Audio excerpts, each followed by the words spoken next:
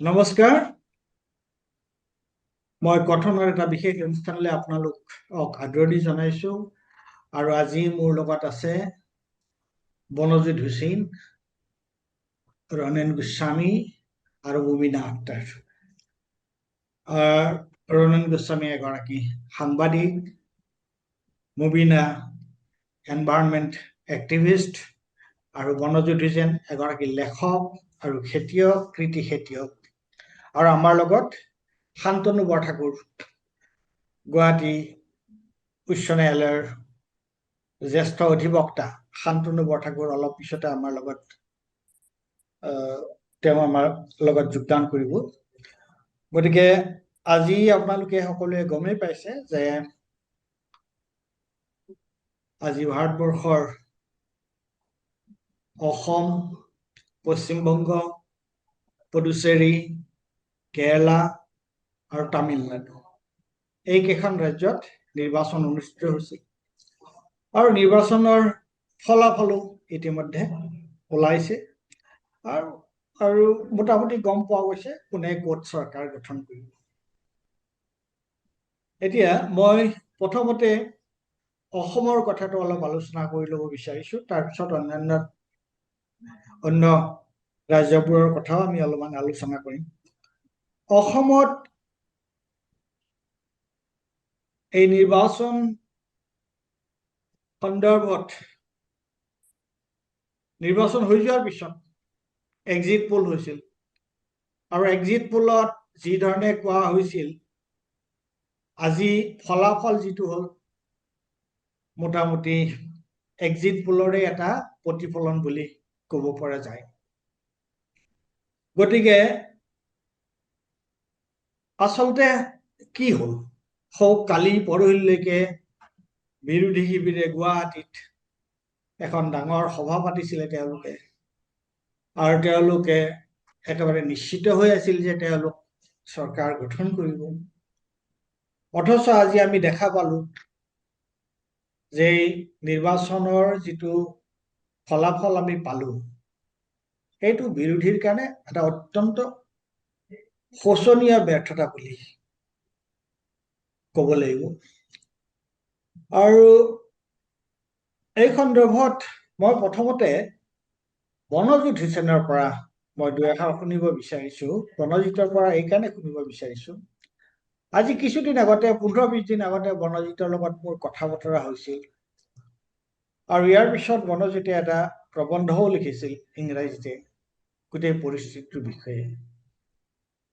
আজি যিটো আমাৰ লগত ইতিমধ্যে শান্তনু বৰঠাকুৰ তেওঁ জইন কৰিছে, আজি যিটো পৰিস্থিতি হ'ল বা যিটো খবৰ আমি ফলাফল পালো, এই সন্দৰ্ভত তোমাৰ প্ৰাথমিক প্ৰতিক্ৰিয়াটো কি ধৰণৰ, তুমি কি ক'ব বিচাৰা? আচলতে মালাকৰ ডাঙৰীয়া, আমি যদি চাওঁ আজি এমাহমান আগলৈ যিটো পৰিস্থিতি আছিল, ৰাইজৰ মাজত কিছুমান ডিসকণ্টেইনমেণ্ট আছিল, সেইটো স্পষ্টকে ৰাইজে ব্যক্ত কৰা নাছিল, কিন্তু আণ্ডাৰ কাৰেণ্টছবোৰ অনুভৱ কৰিব পৰা গৈছিল। আৰু ঠিক সেইখিনি সময়তে আপোনাৰ বিৰোধীৰ এলায়েন্স হ'ব, মিত্ৰতা হ'ব, সেইবোৰ সন্দৰ্ভত এটা এনেকুৱা এটা পৰিৱেশ এটাৰ সৃষ্টি হৈছিল যে খুব সম্ভৱ এলায়েন্স নহ'ব। আৰু সেইখিনি সময়তে আপোনাৰ এনেকুৱা এটা ৰাইজৰ মাজতো এনেকুৱা এটা ধাৰণা সোমোৱা দেখা গৈছিল যে নহ'বগৈ। গতিকে আমি ইতিমধ্যে এইটো আমি ব্যাপকভাৱে চৰ্চা কৰি থাকো, আপোনাৰ যিবোৰ ৱেলফেয়াৰ স্কিমৰ কথা, হিতাধিকাৰী সৃষ্টি কৰাৰ কথা, আঁচনিবোৰৰ কথা, আৰু ইলেকশ্যন ডিক্লেয়াৰ হোৱাৰ জাষ্ট কিছুদিন আগতে আপোনাৰ যিটো অৰুণোদয়ৰ 9,000 টকা, দুটা এডভান্স ইনষ্টলমেণ্ট, এটা বোনাছ ইনষ্টলমেণ্ট লগাই আপোনাৰ 9,000 টকা যিটো দিয়া গ'ল, এই ৱেলফেয়াৰ স্কিমছবোৰে আপোনাৰ মোৰ ফিল্ডত ঘূৰি মেলি অনুভৱটো এনেকুৱা হৈছিল যে এই ৱেলফেয়াৰ স্কিমছবোৰে আপোনাৰ বিজেপিৰ যিটো গ্ৰাউণ্ডত অৰ্গেনাইজেশ্যনেল ষ্ট্ৰাকচাৰ আছে, সেইটোৰ লগত এটা অভাৰলেপ এটা ক্ৰিয়েট হৈ পেলাই এটা পৰিস্থিতিৰ সৃষ্টি কৰিছিল, য'ৰ পৰা আপোনাৰ ভোটাৰ্ছ সকলে আপোনাৰ ইভেন অপিনিয়ন এক্সপ্ৰেছ কৰাত বৰ এটা ইচ্ছুক নাছিল। পিছলৈ কিন্তু মিত্ৰতা হোৱাৰ পিছত অকণমান বিৰোধীৰ বাবে অকণমান সম্ভাৱনাৰ স্পেচ এটা সৃষ্টি হৈছিল। কিন্তু মই ভাবো যে আপোনাৰ মিত্ৰতা হওঁতে বহু পলম হ'ল। সেইখিনি সময়লৈ ইতিমধ্যে আপোনাৰ বিজেপিৰ যিটো অৰ্গেনাইজেশ্যনেল ষ্ট্ৰাকচাৰ 15 দিন আগতে বিৰোধীয়ে গ্ৰাউণ্ডত নামি যিবোৰ কাম কৰা আৰম্ভ কৰিছিল, বিজেপিয়ে সেইবোৰ 2 বছৰ 3 বছৰ আগৰ পৰাই আৰম্ভ কৰিছে কৰা। গতিকে মই ভাবো যে যদিও আপোনাৰ একেবাৰে ছাবটেৰেনিয়ান পৰ্যায় এটাত ছাপ্ৰেছড ভাৱত বিভিন্ন ধৰণৰ ডিছকণ্টেণ্টমেণ্ট, এণ্টি ইনকামবেঞ্চি অসমৰ বিভিন্ন অঞ্চলত আছিল, কিন্তু বিৰোধীৰ ব্যৰ্থতাৰ কাৰণে আৰু তেখেতসকলৰ যে গ্ৰাউণ্ডত এটা বিশেষ প্ৰেজেন্স নাছিল, অকল গুৱাহাটী কেন্দ্ৰিক এটা এলায়েন্স পলিটিক্সক লৈ ইফাল ইফালকে যিটো তাতেই সীমাবদ্ধ হৈ আছিল, হৈ থকাৰ ফলত মই ভাবো ডিছকণ্টেণ্টমেণ্ট থকাৰ পিছতো আপোনাৰ বিৰোধীয়ে এইটো কেপিটেলাইজ কৰিব নোৱাৰিলে, একেবাৰে নোৱাৰিলে।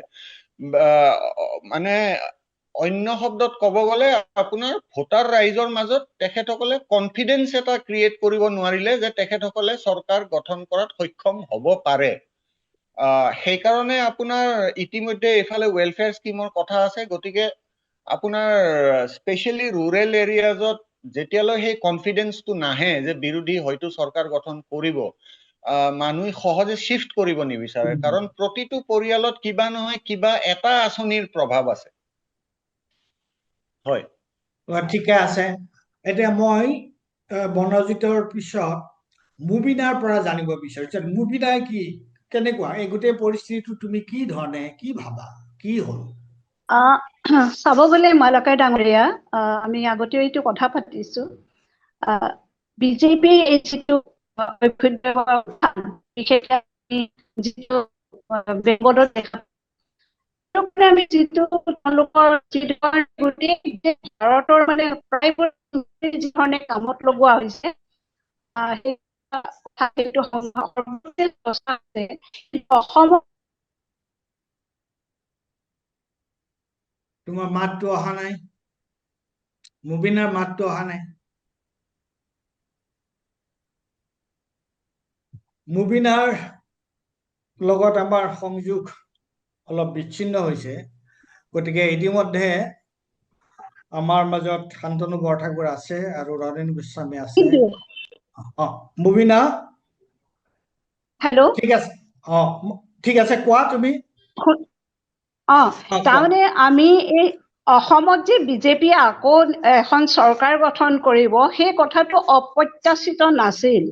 বহুতেই জানিছিল যে বিজেপিয়ে আকৌ অসমত আকৌ হয়তো হিমন্ত বিশ্ব শৰ্মাৰ নেতৃত্বত চৰকাৰ গঠন কৰিব, কিন্তু কথাটো হৈছিল যে বিজেপি আমাৰ যিটো বিৰোধী ঐক্য আছিল, এই বিৰোধী ঐক্যটোৰ ওপৰত এটা আস্থা ৰাখিছিল কিছু কিছু ক্ষেত্ৰত। মানুহে ভাবিছিল যে এটা অন্তত চৰকাৰ গঠন কৰিব নোৱাৰিলেও তেওঁলোকে অসমৰ বিধানসভাত এটা শক্তিশালী বিৰোধী হৈ আহি এটা তেওঁলোকে এটা শক্তিশালী বিৰোধী ৰোল ল'বৰ কাৰণে সক্ষম হ'ব।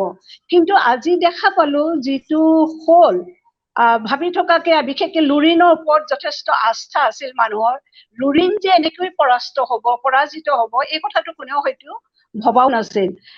একেদৰে গৌৰৱ গগৈ যিটো আপোনাৰ আজি তেওঁ যিটো পৰাজিত হৈছে, গতিকে গৌৰৱ গগৈ পৰাজিত হ'ব এই কথাটো হয়তো বহুতে মানি ল'ব পৰা নাই, কাৰণ তিনি গগৈক লৈ পেলাই যিটো বিৰোধীৰ এটা ঐক্য আছিল, সেই তিনি গগৈৰ ভিতৰত দুজনেই যেতিয়া পৰাজিত হ'ল, আৰু তাৰ লগতে আমি দেখিলো এতিয়া মোৰ আগতে বনজিত হুছেইনে যিটো কথা কৈ গৈছে, মূল কাৰক কিবোৰ কাৰকে আচলতে এনেকুৱা ধৰণৰ এটা অৱস্থালৈ লৈ গ'ল যে যদি গ্ৰাউণ্ডত আপোনালোকে চাই, যিবোৰ গ্ৰাউণ্ডত আচলতে মই এতিয়া যদি কওঁ, মই যিহেতু গোলাঘাটৰ অৰিজিনেল, গতিকে মই গোলাঘাটৰ ক্ষেত্ৰতে দেখিছো, আপুনি দেখিব আটাইবোৰ গোলাঘাটত যিকেইজন বিজেপি প্ৰাৰ্থী আছিল তেওঁলোকে জিকিব বুলি সকলোৱে জানে, কিয়নো গ্ৰাউণ্ডত গ'লে মানুহে তেওঁলোকক কাষত পায়।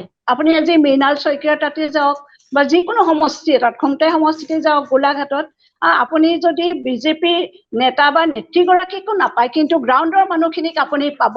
কিন্তু সেই গোটেই অসমত যদি আপুনি বিৰোধীৰ যিবোৰ গ্ৰাউণ্ডত প্ৰেজেন্সটো, সেইটো ক'ৰবাত একেবাৰে শূন্য বুলি ক'ব পাৰি। সেইটো এটা ডাঙৰ কথা। সেই গেপবোৰ থাকি গ'ল।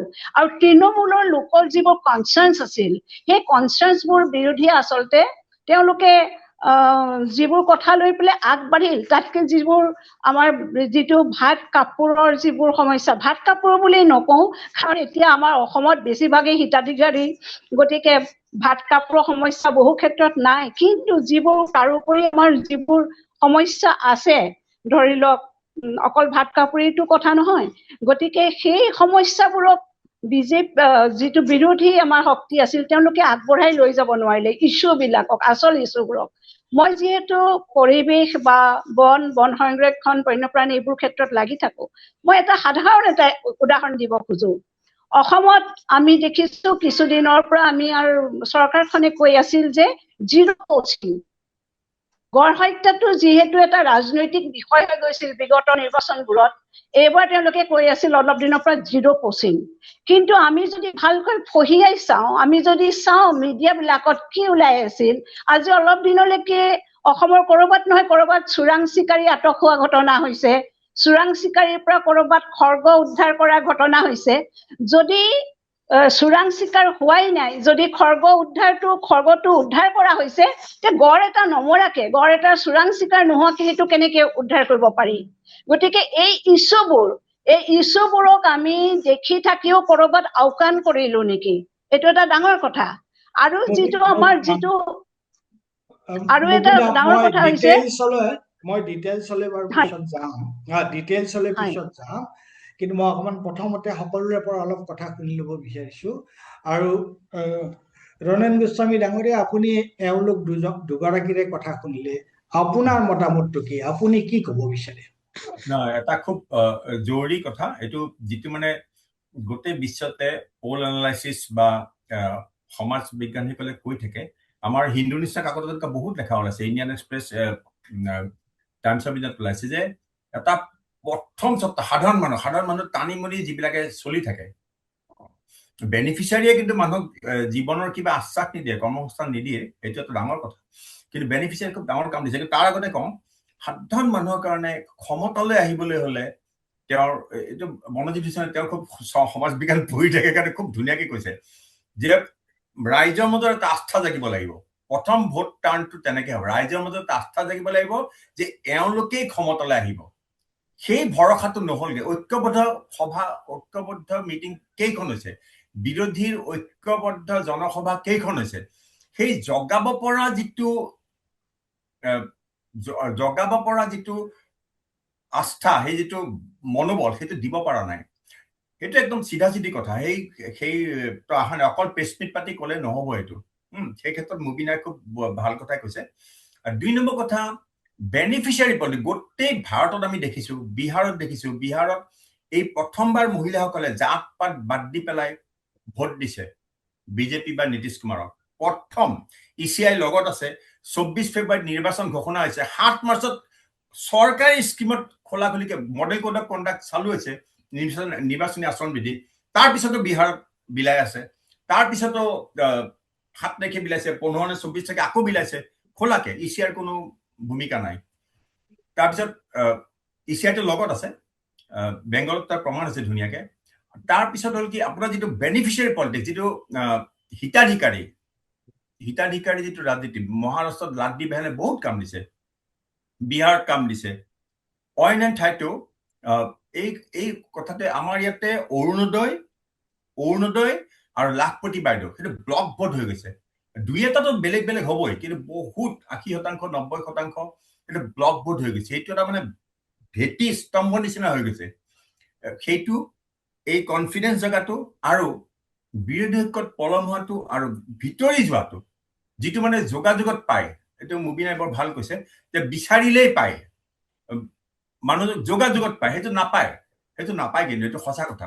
আৰু একেবাৰে গ্ৰাছৰুটছ যিটো সংগঠন, আপোনাৰ তৃণমূলৰ লগত যোগাযোগটো নিৰ্বাচনৰ আগতে হলেই নহব, বুথ কমিটি এখন পাতিলে নহব, এইটো গোটেই দিনে ৰাতি গোটেই বিজেপিৰ গোটেই সেইটাৰ ৰাজনীতি নষ্ট কৰিছে। গোটেই আজি ইলেকশ্যন খেলিলে নহয়, পিছৰ ইলেকশ্যনটো কি হ'ব, আজিৰ পৰাই তেওঁলোকে কামত বহি যাব। ইলেকশ্যন কৰাৰ কাৰণে তেওঁলোকে মানে মানুহক কৰ্মসংস্থান সৃষ্টি কৰাতকে বেনিফিচিয়াৰী পলিটিক্সটো বেছিকে কৰে। অইনবিলাকেও কৰে, অইনে যে নকৰে এইটো নহয়, অইনেও কৰে। গতিকে যেনেকে বেংগলত লক্ষীৰ ভাণ্ডাৰ, এই এটা হ'ল কনফিডেন্স, এটা হ'ল বেনিফিচিয়াৰী পলিটিক্স, আৰু 3 নম্বৰ কথা মানুহৰ লগত যোগাযোগ আৰু বিৰোধী ঐক্যত পলম। বিৰোধী ঐক্যত পলম মানে বিৰোধী মাত্ৰ 15 দিন, ঠিক আছে 1 মাহেই হ'ল, 2 মাহেই হ'ল, দলবিলাকেতো নিজাকেতো মানে যোগাযোগটো মানুহৰ লগত তৃণমূলৰ লগত যিটো সংযোগ, বিজেপি আছে টিফিন মিটিং, তেওঁলোকে কয় টিফিন মিটিং, গলি গলি যাব, গৈ পেলাই একেলগে খাব বব, তাতে বহুত তেনেকে মানে এটা মানুহৰ অনবৰত যোগাযোগ ৰাখে। সেই যোগাযোগটো আমি দেখা নাই। অকল মানে বুদ্ধিজীৱীৰ সমৰ্থন কেই শতাংশ, টিভিৰ সমৰ্থন কেই শতাংশ। হিন্দু এটা ছাৰ্ভেত কৈছে টিভিয়ে যদি প্ৰভাৱিত কৰিব পাৰে 4% বুলি, 4%। আজি বাৰু 5%, 6% আপুনি ক'ব পাৰে, কিন্তু মানুহৰ লগত যোগাযোগ লাগিব। অকল মিডিয়া, প্ৰেছ কনফাৰেন্স সেইটো লাগিব, কিন্তু সেইটো মূল কথা নহয়। এইকেইটা হ'ল মই প্ৰাথমিক কাৰণ বুলি ভাবো। মই শান্তনু বৰঠাকুৰৰ ওচৰলৈ আহিছো, আৰু ভাল কথা যে শান্তনুৱে ইমান এটা খুব ডাঙৰ সময় কথা দেই, ৰ'বা, এটা খুব ডাঙৰ কথা আছে, সেইটো মানে খোলাকে ক'ব নোৱাৰি, কিন্তু ভিতৰাকে কৈছো, ভোট ট্ৰান্সফাৰ নহল। বিৰোধী ঐক্যৰ নামত যিবিলাক হৈছে এইটো খোলাই, এইটো আৰু ভিতৰুৱা কথা, প্ৰমাণিত হৈ গৈছে। এইটো খোলাই হৈ গৈছে। নহয়, মই এতিয়া শান্তনু মানে বৰঠাকুৰৰ কাৰোবাৰ ওচৰলৈ লগত আহিছো। হৈছেতো, কোনোবা এয়া বিৰোধী ভোট ট্ৰান্সফাৰ কৰা নাই। আহিম মই তালে। যোৰহাটত অখিল হাৰাৰ, গৌৰৱ হাৰাৰ, মই আহি আছো, তালে আহি আছো। শান্তনু বৰঠাকুৰে ইতিমধ্যে গাড়ীত আহি আছিলে। এতিয়া আমাৰ কাৰণে ভাল হ'ল যে তেওঁ আহি নিজৰ চেম্বাৰ পালে, আৰু এতিয়া গতিকে শান্তিত কথাখিনি ক'ব পাৰিব। এতিয়া শান্তনুৰ ওচৰত মোৰ 2টা কথা মই শান্তনুক একেলগে সুধিব বিচাৰিছো। এইটো হৈছে, এনেকুৱা ধৰণৰ এটা নিৰ্বাচনী ফলাফল হ'ব বুলি তুমি ভাবিছিলানে বাৰু? প্ৰথম কথাটো হ'ল এনেকুৱা যে মই নিজে এটা কথা ভাবিছিলো এটা সময়, এটা পৰ্যায়ত, যে বিজেপিৰে চৰকাৰ পুনৰবাৰ অহাৰ সম্ভাৱনা আছে যেন মই অনুমান কৰিছিলো। আৰু মোৰ সেইটো ধৰণে ভাবোতে মোৰ কথাটো আছিল যে ময়ো এই সময়ছোৱাত বিভিন্ন ঠাই ঘূৰিছো, এনকি শদিয়াৰ পৰা একেবাৰে মানে আপোনাৰ নামনি অসমৰো বহুত ঠাইত মই কেইবাবাৰো গৈছোঁ, ধৰণৰ মানুহৰ লগত কথা পাতিছোঁ। পাতি মোৰ এটা অনুভৱ হৈছিল যে সকলোবিলাক চাই চিতি যে বিজেপিয়ে যদি চৰকাৰলৈ আহেও তেতিয়াহ'লে ৭৫খনমান আসন পাই পেলাই তেওঁলোক ক্ষমতালৈ আহিব। কিন্তু যিটো স্কেলত তেওঁলোকৰ জয় হ'ল, সেইটো প্ৰথম কথাটো হ'ল, মই মানে এতিয়াও সেইটো মোৰ কাৰণে একেবাৰে মানে তাৰ কিবা ব্যাখ্যা দিব পৰাকে মোৰ হাতত কোনো মানে কথা নাই, কোনো ব্যাখ্যা নাই তাৰ। 1 নম্বৰ কথা। 2 নম্বৰ কথাটো হ'ল যে আসন পোৱাটোও ডাঙৰ কথা নহয়, কিন্তু দি স্কেল অফ ভিক্টৰী প্ৰত্যেক সমষ্টিতে, যেনেকে গৌৰৱ গগৈ 26,000 ভোটত হৰাটো, আপোনাৰ দেৱব্ৰত শইকীয়া 40,000 ভোটত হৰাটো, প্ৰত্যেক সমষ্টিতে আপুনি চাব যে 50, 40, 30, 35 এনেকুৱা ভোটত, ইভেন প্ৰদ্যুৎ বৰদলৈ, যে গুৱাহাটীৰ বিভিন্ন মানুহক আমি যেতিয়া সুধিছিলোঁ, কথা পাতোঁ, সকলোৰে মুখত প্ৰদ্যুৎ বৰদলৈ ভিক্টৰী জয়ী সম্পৰ্কে কোনো ধৰণৰ মানে সদৰ্থক কথা নাছিলেই। তাৰপিছতো তেওঁ ইমান ভোটত জয় হৈছে। গতিকে সেইটো মই ভাবোঁ যে মই মানে মোৰ কাৰণে এইটো কোনো ব্যাখ্যাৰ অতীত, বিশেষকৈ এই যে প্ৰত্যেক সমষ্টিতে তেওঁলোকৰ স্কেল অফ ভিক্টৰী। এতিয়া আপুনি যদি যোৱা বছৰৰ নিৰ্বাচনলৈ চাই, 2021 নিৰ্বাচনলৈ চাই, তেতিয়াহ'লে আপুনি দেখিব যে উজনি অসমৰ বহু সমষ্টিত, যেনে ধৰক লখিমপুৰত 2,400 ভোটত জিকিছিলে, আপোনাৰ দেৰগাঁৱত 4,500 নে 7,000 ভোটত জিকিছিলে, আপোনাৰ তিয়কত 7,000 ভোটত জিকিছিলে। এনেকুৱা বহু সমষ্টি আছে যিবিলাক সমষ্টিত খুব কম ব্যৱধানত জিকিছিলে। আনকি গোলাঘাটত, য'ত এবাৰ তেওঁলোক প্ৰায় 25,000ৰ ওপৰৰ ভোটত জিকিছে, তাত তেওঁলোক যোৱাবাৰ 8,000 ভোটত জিকিছিল। গতিকে এই যিটো ঘটনা হ'ল যে 21ৰ পৰা আজি 26ৰ ভিতৰত এনেকুৱা কি ঘটনা ঘটিল অসমত, যে যিটোৱে অসমৰ মানুহক আপোনাৰ বিজেপিমুখী কৰি তুলিলে ইমান ব্যাপক হাৰত। আনকি আপুনি চাওক যে লোকসভা নিৰ্বাচনত যিটো সমষ্টিত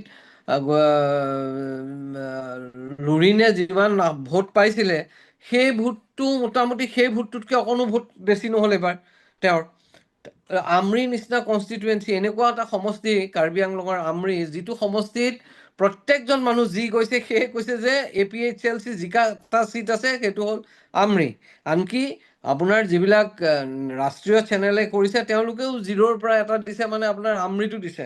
তাত তেওঁ প্ৰায় 18,000 ওচৰা-ওচৰি ভোটত হাৰিছে। সেই কথাটো মই ভাবোঁ যে এইটো মানে মোৰ কাৰণে ব্যাখ্যাৰ অতীত, যে মই এই ধৰণৰ এটা মানে আপোনাৰ বিজয়ৰ কথা মই ভবা নাছিলোঁ। বিজয় হ'ব বুলি ভাবিছিলোঁ, আৰু এইটো মই মানিও ল'ব পাৰিলোহেঁতেন যদি এইটোও হ'লহেঁতেন যে 4,000, 5,000, 6,000, 10,000, 8,000ৰ ভিতৰত জয় হৈছে বিভিন্ন সমষ্টিত। কিন্তু এইটো স্কেলত তেওঁলোক জয়ী হ'ব পৰাকৈ মানে আপোনাৰ ইনকামবেঞ্চি থাকিব পৰা কি কাম বিজেপি চৰকাৰে কৰিছিলে, মই সেইটো এতিয়াও মানে মই ঠিক ধৰিব পৰা নাই। সেইটো হ'ল মোৰ আপোনাৰ কথাটোৰ প্ৰথম প্ৰশ্নটোৰ উত্তৰ। এটা এই যিটো কথা, এই যিটো শান্তনু বৰঠাকুৰে যিটো কথা ক'লে, মই নিজেও চাই আছিলোঁ যে আগৰবাৰ নিৰ্বাচনত যেতিয়া নিৰ্বাচন হৈছিলে, শান্তনুৱে যিটো পইণ্ট কৈছে সেইটো এটা গুৰুত্বপূৰ্ণ পইণ্ট, যে তাত জয় পৰাজয়ৰ যিটো মাৰ্জিন সেইটো বহুত কম আছিল। আৰু এইবাৰ মানে দুজনৰ মাজতে কেৱল কণ্টেষ্টটো হৈছে। ইয়াত ভোট বিভাজনটো বেলেগে কৰিবই পৰা নাই, দুজন মানুহৰ মাজত। আৰু লগতে তাৰ যিটো পাৰ্থক্যটো বৰ সাংঘাতিক ধৰণৰ পাৰ্থক্য হৈছে। এতিয়া এই যিটো আমি বিৰোধীৰ তেওঁলোকৰ সাংগঠনিক হেমাহি বা অন্যান্য বহুত কথা আমি ক'ব পাৰোঁ, কোৱাৰ যুক্তি আছে, কিন্তু শান্তনু বৰঠাকুৰে এই যিটো কথা ক'লে সেইটো কিন্তু এটা অত্যন্ত গুৰুত্বপূৰ্ণ কথা নহয় নি বাৰু? যে এনেকুৱা এটা অবিশ্বাস্য এটা, আজি বনজিৎ হুছেইনে পৰহি দিনা নে কোনদিনা আৰ্টিকেলটোত তেওঁ যিবোৰ কথা ব্যাখ্যা কৰি লিখিছিল, এতিয়া নিজে তাত বনজিতে নিজে নিৰ্বাচনৰ সময়ত সেইবোৰ অঞ্চলত আছিল। এতিয়া ঘটনাটো কি হ'ল, এই যে আমি যে ছচিয়েল মিডিয়া বা সামাজিক মাধ্যমত যিটো এলগৰিথিমৰ যিটো কথা, এই আৰ্টিফিচিয়েল ইণ্টেলিজেন্সৰ যিটো এলগৰিথিমৰ যিটো কথা, এই তেনেকুৱা ধৰণে আমি কি হ'ল কথা, কেনেকে আমি একো ধৰিব নোৱাৰিলো। ঠিক আছে, বিজেপি জয়ী হ'ব বুলি ভাবি আছে বাৰু, বহুতে ভবাই নাছিলে বিজেপি জয়ী হ'ব বুলি, ভাবিলে বিজেপি জয়ী হ'ব বুলি, কিন্তু এইটো হাৰত ইমান বেছি ভোট পায় কেনেকে তেওঁলোক জয়ী হ'ল? এইটো এটা চিন্তাৰ বিষয় নহয় জানো? এইটো শান্তনুৱে যিটো কথা কৈছে, আৰু আজি চাৰিওফালে এই কথাটো আলোচনা হৈছে, বিশেষকৈ এইটো আলোচনা হৈছে বিজেপি সমৰ্থকসকলৰ মাজত, মই নাজানো, কিন্তু বিৰোধী ৰাজনৈতিক দল বুলি কোৱা নাই মই, অন্যান্য চাৰিওফালে কিন্তু এই কথাটো আলোচনা হৈছে যে ইয়াত শান্তনু বৰঠাকুৰ অত্যন্ত সূক্ষ্ম পৰ্যবেক্ষক, আৰু ইয়াত থকা গোটেইকেইজনে সূক্ষ্ম পৰ্যবেক্ষক। শান্তনুক মই আকৌ সুধিব বিচাৰিছো, এই যিটো ৰহস্যটো কি দিশত তুমি তাৰ ব্যাখ্যা কৰিব বিচাৰা? চাওক, মই এইটো ৰহস্যৰ ব্যাখ্যা মই কৰিব নোৱাৰো বা কোৱাটো উচিত নহ'ব, যিহেতুকে মোৰ হাতত কোনো সেই ধৰণৰ মানে, মই সেইকাৰণে কৈছো যে মোৰ কোনো ব্যাখ্যা নাই। এইটোৰ ব্যাখ্যা থাকিলে এটা কথা মই মানি লওঁ, যে যিটো কথা ৰনেন দায়ো ক'লে আৰু যিটো কথা আমাৰ বনজিতেও ক'লে, ঋতুৱেও ক'লে, যে প্ৰথম কথাটো হ'ল যে এইটো কথা নিশ্চিত যে বিজেপিৰ যি সাংগঠনিক শক্তি, সেই সাংগঠনিক শক্তি যিহৰ বিনিময়তে নহওক, তেওঁলোকে সেই সাংগঠনিক শক্তিক মানে আপোনাৰ আমি স্বীকাৰ কৰিবই লাগিব বুথ পৰ্যায়লৈকে। আৰু ঠিক তাৰ বিপৰীতে বিৰোধীৰ যে সম্পূৰ্ণৰূপে সংগঠন বুলি তলত একো নাই, সেইটোও এটা সত্য কথা আছিল। কিন্তু এইটো কথা একে সময়তে এইটোও ক্ষেত্ৰত সত্য যে 2021তো সেই একেই অৱস্থা আছিল। 2021ত এনেকুৱা নহয় যে বিৰোধীৰ বিৰাট কিবা এটা সাংগঠনিক শক্তি আছিল, যিটো 2026তহে নাইকিয়া হৈ গ'ল, তেনেকুৱাও কথা নহয়। তাৰ লগত এইটোও ঠিক যে ব্যাপক হাৰত ধনবল ব্যৱহাৰ কৰা হৈছে। ধনবল ব্যৱহাৰ কৰা হৈছে মানে আপোনাৰ প্ৰত্যেক সমষ্টিতে প্ৰতি ভোটাৰক পইচা দিয়া হৈছে, টকা পইচা দিয়া হৈছে। আৰু এইটো যে এইবাৰেই দিছে তেনেকুৱা কথা নহয়, এইটো যোৱাবাৰো তেনেকুৱা হৈছিল। কাৰণ গুৱাহাটী লোকসভা নিৰ্বাচনত যে ঘৰে ঘৰে পইচা দিছিল, সেই কথা আমি জানো, আমি গম পাওঁ। গতিকে সকলো ঠাইতে হৈছে। গতিকে তাৰ পিছত যেতিয়া এইটো হৈছে, মই ভাবিব লাগিব যে এটা কথা, যে আমাৰ দৰে মানুহে, প্ৰথম কথাটো হ'ল যে মানুহৰ যিটো মানে চেতনা, মানুহৰ যিটো ৰাজনৈতিক ভাৱ বা মানুহৰ সেই চিন্তা বা মানুহৰ কাষ আমি চাপিবগে পৰা নাই, যি কাৰণে মানুহৰ যিটো মানে চিন্তা বা মানুহৰ ৰাজনৈতিক যিটো মানে কি বুলি ক'ম যে ট্ৰেণ্ড, সেইটোক আমি কোনেও বুজি পোৱা নাই বা আমি মানুহৰ পৰা বহু দূৰত আছো, যিটোৰ কাৰণে এইটো হোৱা নাই। আৰু তাৰ দ্বিতীয় ব্যাখ্যাটো এইটো হ'ব পাৰে যে তেওঁলোকে হয়তো EVM TVMক ভিতৰত কিবা যদি কাৰচাজি কৰি পেলাই EVMটোক মেনিপুলেট কৰিছে, সেইটো হ'ব পাৰে। সেইটো কিন্তু যিহেতুকে মোৰ হাতত কোনো তথ্য নাই, কোনো প্ৰমাণ নাই, মই কোনো বৈজ্ঞানিক নহয় বা সেই বিষয়ে মোৰ কোনো জ্ঞাত নহয়, মই সেই কথাটো চিধাচিধিভাৱে ক'বলৈ মই অসুবিধা পাইছো। কিন্তু মই সেইকাৰণে বাৰে বাৰে কৈছো যে এইটো মোৰ কাৰণে এইটো মানে খুবেই মানে ব্যাখ্যাৰ অতীত এই যিটো ভিক্টৰী বিজেপি। মই এইখিনিতে এটা প্ৰশ্ন কৰিব বিচাৰিছো, উত্তৰটো যিকোনো এজনে দিব পাৰে।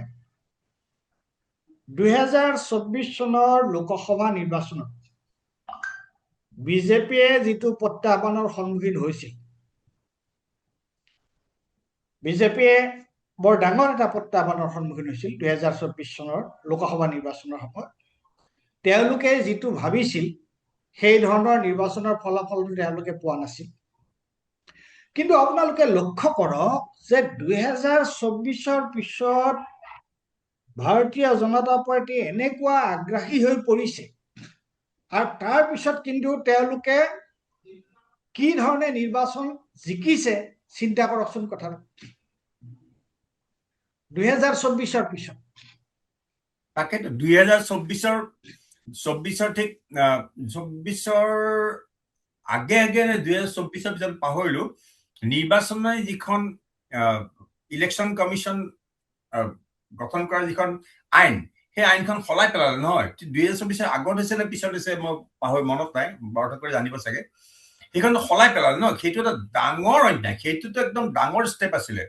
আৰু খুব দুখৰ কথা যে সেই সময়ত চিফ জাষ্টিছে বৰ আপত্তি নকৰিলে এইটো কথাত, চন্দ্ৰচূড় আছিলে, যে নিৰ্বাচন কমিশ্যনৰ যিখন বাছনি কমিটিত আগতে আছিলে প্ৰধানমন্ত্ৰী, বিৰোধী দলৰ নেতা আৰু মুখ্য ন্যায়াধীশ, ভাৰতৰ মুখ্য ন্যায়াধীশ। সেইটোতো ভাৰতৰ মুখ্য ন্যায়াধীশ আঁতৰাই দিলে। গতিকে প্ৰধানমন্ত্ৰী, বিৰোধী দল নেতা আৰু প্ৰধানমন্ত্ৰী নিৰ্বাচন কৰা এজন ব্যক্তি থাকিব। এতিয়া কথাটো কি হ'ল, সেইটোতো তাৰপিছততো এতিয়া আমি দেখিছো জ্ঞানেশ কুমাৰ ঠিক ইণ্ডিপেণ্ডেণ্ট নহয়, চৰকাৰী কৰ্মচাৰীৰ নিচিনা হৈ গ'ল। গতিকে আমি কি দেখিছো যে যেতিয়া বিৰোধী বা কোনোবাই যেতিয়া মডেল কণ্ডাক্ট আচৰণবিধি বিৰোধিতা কৰে, কিবা কৰে বা কিবা সিপিনে যায়, লগে লগে ধৰে। কিন্তু দেশৰ প্ৰধানমন্ত্ৰীয়ে 5খন ৰাজ্যত ইলেকশ্যন হ'ব, ইলেকশ্যন শেষ হোৱা নাই, তেওঁ তাতে এটা চৰকাৰী মিডিয়া ব্যৱহাৰ কৰি তেওঁ যি ধৰণৰ কথা ক'লে, সেইটোতো এটা গোটেই কম্বাইণ্ড সন্মিলিত বিৰোধীয়ে নিৰ্বাচন আয়োগক আনুষ্ঠানিক পত্ৰ দিছে, একোৱেই নকৰিলে। কি ধৰণৰ কথা এইটো? এখন ভুৱা আইন 2023 চনতে এই আমাৰ ইয়াৰ দলটো বাদ দি, কুৰেশী দলটো বাদ দি সৰ্বসন্মতভাৱে মহিলাৰ বাবে 33% আসন বাছি থোৱাটো, সেইটো পাছ হৈ গৈছে, ৰাষ্ট্ৰপতি দ্ৰৌপদী মুৰ্মুৱে চহী কৰিছে। সেইখন ৰূপায়ণ নকৰাকে এই তাৰ আঁৰত তৃণমূলৰ শতাব্দী ৰায় বৰ ধুনীয়া কৈছে, তাৰ আঁৰত যে ইয়াক কৰিব, ডিলিমিটেশ্যন কৰিব গোটেই ভাৰতত, আৰু চেঞ্চাছৰ পিছত হ'ব। ভাবি চাওক সেইটো কেনেকুৱা এটা কায়দা। সেইটো মানে এই এটা হিন্দী গানৰ যোগেৰে শতাব্দীৰে ধুনীয়া কৈছিলে যে এইটো আমি দেখাত মহিলা চলিকে পিছে কিয়া হে, চুন্দিকে নিচে কিয়া হে, হিন্দী গানটো নিচিনা কৈছিলে। আপোনাৰ পাতল যেন লাগিব পাৰে, কিন্তু কথাটো সেইটোৱেই। সেইটোতো তেওঁলোকে এটা হাতিয়াৰ কৰি পেলালে। এক মিনিট, সেইটো এটা বৰ ডাঙৰ কথা। আৰু তাৰপিছত বেছি আগ্ৰাসী হৈছে। আপুনি লক্ষ্য কৰিছে 2024 পিছত সকলোৱে ভাবিছিলে শান্ত হ'ব, গোটেই যিবিলাক মানে বডি আছে তেওঁলোকৰ নিচিনা হৈ গৈছে। আৰু ইডি আৰু CBI ইমান সক্ৰিয় কোনো দিনেই নাছিলে। বেংগলত সেইটো নিশ্চিত ৰূপে এটা বেংগলত সেইটো বলপূৰ্বক ৰায় হয়, সেইটো নিশ্চিত ৰূপে এটা পইণ্ট।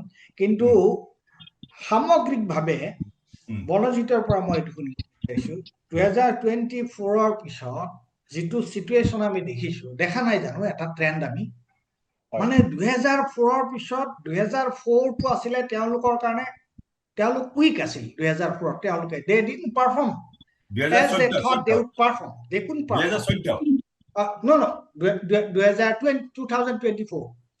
2024 লোকসভা নিৰ্বাচনত তেওঁলোকৰ যিটো ছেটবেক হ'ল, তাৰ পিছত তেওঁলোকে দুগুণ, তিনিগুণ, চাৰিগুণ উৎসাহেৰে গোটেই বস্তুটো তেওঁলোকৰ নিয়ন্ত্ৰণলৈ আনিবৰ কাৰণে চেষ্টা কৰা নাই নে? কৈছে আইন চাইন সলাই দিছে না হয়, বনজিৎ? হয়, মানে ৰণেন গোস্বামী ডাঙৰীয়াই যিখিনি কথা ক'লে, ৰণেন দাই যিখিনি কথা ক'লে সেইখিনিৰ লগত মই একমত। সেই দিশটো এটা বিৰাট গুৰুত্বপূৰ্ণ দিশ যে আপোনাৰ ইলেকশ্যন কমিশ্যনে এতিয়া বেংগলত তৃণমূলৰ আজি যিটো অৱস্থা, সেইটো আমি সম্পূৰ্ণৰূপে SIR-ৰ ওপৰত দায় দিব নোৱাৰো। কিন্তু এইটো কথাও আমি ডেফিনেটলি ক'ব পাৰো, মেণ্ডেটটো আমি কমপ্লিটলি মেনুফেকচাৰ্ড বা হেৰি বুলি ক'ব নোৱাৰো, কাৰণ যিটো হাৰৰ মেণ্ডেট পাইছে ৱেষ্ট বেংগলত।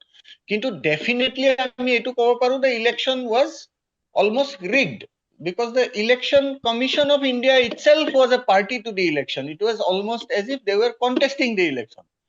গতিকে এই যিবোৰ লছ চেঞ্জ কৰা হ'ল আৰু যেনেকে এটা আপোনাৰ গোটেই মেনেজমেণ্ট এটা কৰা হ'ল বিভিন্ন ধৰণেৰে, তাতে আপোনাৰ বিগ কৰ্পৰেট হাউচেছ বিলাকৰ আঁৰত কি ৰোল আছে সেইবোৰো আমি মানে চাব লাগিব অলপ অনুকিয়াই।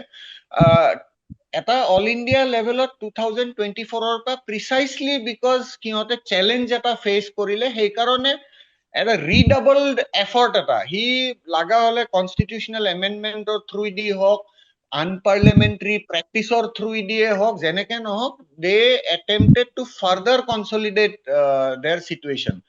কিন্তু অসমত আকৌ গ্ৰাউণ্ডত যদি আহো, আপোনাৰ আহিলে আমাৰ 24-ৰ পৰা যদি আমি কথা পাতো, তেনেহলে আমি ডিলিমিটেশ্যনৰো কথা পাতিব লাগিব।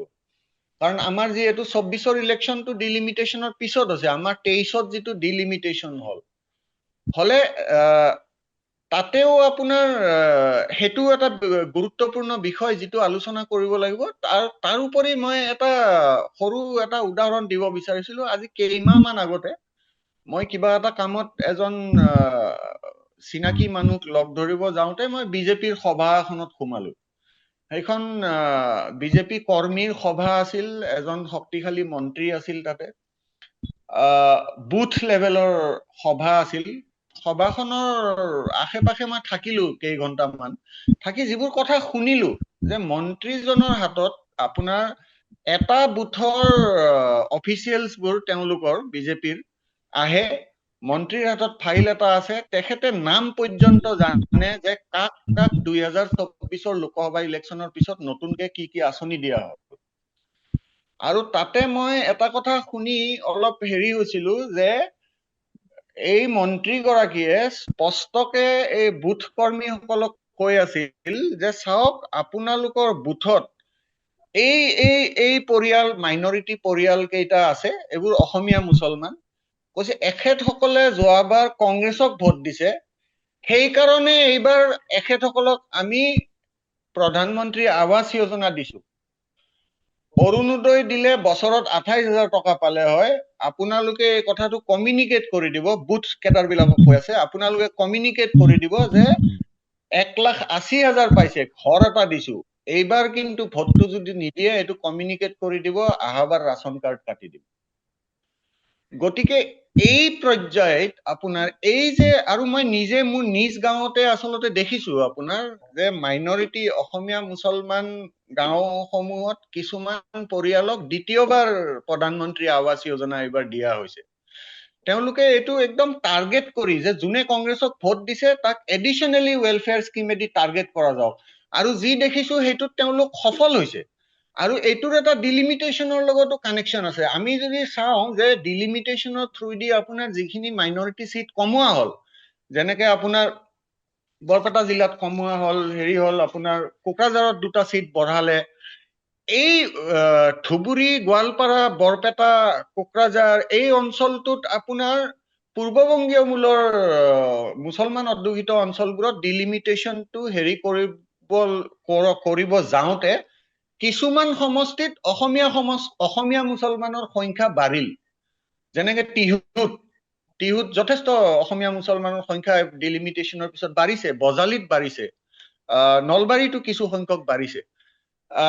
এতিয়া গ্ৰাউণ্ডত যিবোৰ অপজিশ্যনৰ কেডাৰ্ছ বা লিডাৰ্ছ যিবোৰ লগ পাইছিলো, তেখেতসকলৰ এইটো আশা আছিল যে এইবাৰ অসমীয়া মুছলমানো বিজেপিৰ বিৰুদ্ধে কনচলিডেট হ'ব।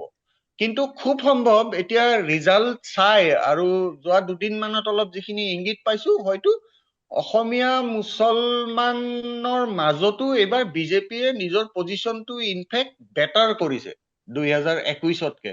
আৰু মই ভাবো ইয়াতে এই একদম প্লেন কৰি যোৱা 2 বছৰত টাৰ্গেটেড ৱেলফেয়াৰ স্কিমেৰে মাইনৰিটি কমিউনিটিৰ কিছুমান ছেকশ্যনজক ৱেলফেয়াৰ স্কিমেৰে টাৰ্গেটেড হেৰি কৰি পেলাই বিজেপিক ভোট দিয়াবলৈ অপ্ৰাণ চেষ্টা চলাইছে যোৱা 2 বছৰত। এইটো এক ধৰণৰ এগ্ৰেছিভনেছ, যিটো এগ্ৰেছিভনেছ আমি বিৰোধীত অকল যোৱা 15 দিনে দেখিলো, ইলেকশ্যনৰ 15 দিন আগতহে দেখিলো।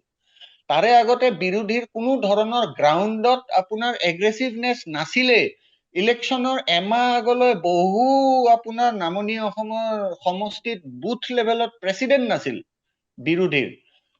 হুৱেৰেজ আপোনাৰ বিজেপিৰ মন্ত্ৰী এজনে 2 বছৰ আগৰ পৰা টাৰ্গেট কৰি কোনটো ব্লকত তেখেতৰ সমষ্টিত কোনটো বুথত কোনটো পৰিয়ালক তেখেতে নাম পৰ্যন্ত জানে, কাক কি আঁচনি দিয়া হ'ল। গতিকে এই যিটো এটা পেনিট্ৰেশ্যন আৰু মেনেজমেণ্ট একদম পৃষ্ঠা প্ৰমুখৰ যিটো ভূমিকা আৰু যিটো চোতাল মিটিঙৰ ভূমিকা, যে গাঁৱে গাঁৱে চোতালত যিটো পৃষ্ঠা প্ৰমুখ বিলাকে মিটিং পাতে আৰু ইয়াৰ লগত ৱেলফেয়াৰ স্কিমটোক এই সাংগঠনিক যিটো ষ্ট্ৰাকচাৰেল ষ্ট্ৰেংথ, এই ৱেলফেয়াৰ স্কিমছবোৰক অলমষ্ট অৰ্গেনাইজেশ্যনেল স্কিম হিচাপে ব্যৱহাৰ কৰা হৈছে গ্ৰাউণ্ডত। আৰু তাৰে ফলত কিছুমানে হয়তো অনিচ্ছাপূৰ্বকভাৱেও বিজেপিক ভোট দিব লগা হৈছে। এইটো আমি আমাৰ আলোচনাটো যথেষ্ট আচলতে এতিয়া কথাবোৰ লাহে লাহে ওলাইছে। এই প্ৰসংগত মুবিনাই কিবা ক'ব খোজা, নতুনকে যোগ দিব খোজা নে? একজেক্টলি আমি কথাটো পাতি আছিলো। আপুনি অথনি শান্তনু বৰঠাকুৰক প্ৰশ্নটো সুধিছিল যে তেওঁ কৈছে যে এইটো ব্যাখ্যাতীত কিছু কাৰণত। আৰু আমাৰ এটা ধাৰণা হৈছিল, আমি যেতিয়া গ্ৰাউণ্ডত মানুহ পাইছো, ইভেন আপুনি এটা কথা লক্ষ্য কৰিব, আজি 2 বছৰমান ধৰি প্ৰায় 1.5 বছৰমান ধৰি বিজেপিৰ মাজতো এটা ডিছগ্ৰাণ্টেল ফেকশ্যন এটা আছে বা আছিল। তাৰ নলবাৰী অশোক শৰ্মাই হওক, লাগিলে জয়ন্ত দাসেই হওক বা সিদ্ধাৰ্থ ভট্টাচাৰ্যৰ দৰে মানুহ, তেওঁলোক যিসকলে প্ৰথমে অসমত বিজেপি আৰম্ভ কৰিছিল আৰু those were totally been sideline, সেই মানুহখিনিৰ মাজত ক'ৰবাত ডিছছেটিছফেকশ্যন আছিল। আৰু বহুতে এইবাৰ ধৰি সেইটো এটা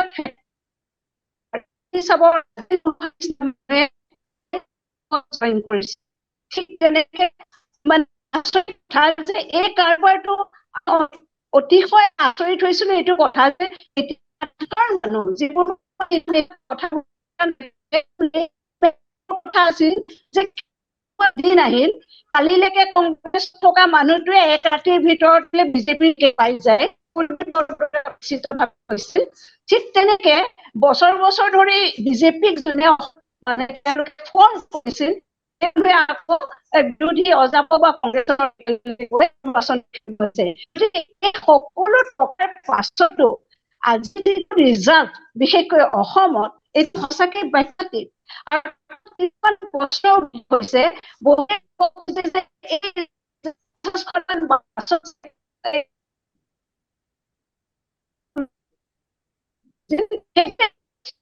তোমাৰ কানেকশ্যনটো অলপমান দুৰ্বল যেন লাগিছে মোৰ।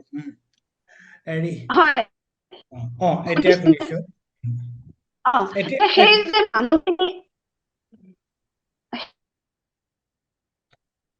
এতিয়া মই শান্তনু বৰঠাকুৰৰ ওচৰলৈ আহিছো। আকৌ শান্তনু বৰঠাকুৰৰ ওচৰলৈ আহিছো। শান্তনুৱে এটা কথা কৈছিল, সেই কথাটোৰ যিটো ৰহস্যৰ যিটো কথা, মই যিটো কথা ক'লো 2024 আৰু তাৰ লগত ৰণেন গোস্বামীয়ে বিশেষকৈ নিৰ্বাচন আয়োগৰ যিটো কথা ক'লে, আৰু বনজিতে আৰু অলপ ডিটেইলছলৈ গৈ যে তেওঁলোকে নিজৰ সাংগঠনিক শক্তিৰ লগত তেওঁলোকে চৰকাৰী আঁচনিক সংযুক্ত কৰি ল'লে। গতিকে এই যিবোৰ কথা, মানে প্ৰথমতে এই প্ৰশ্নটো মই যিটো কথাটো কৈছো সেইটোত মানে তোমাৰ মই মতামতটো জানিব বিচাৰো।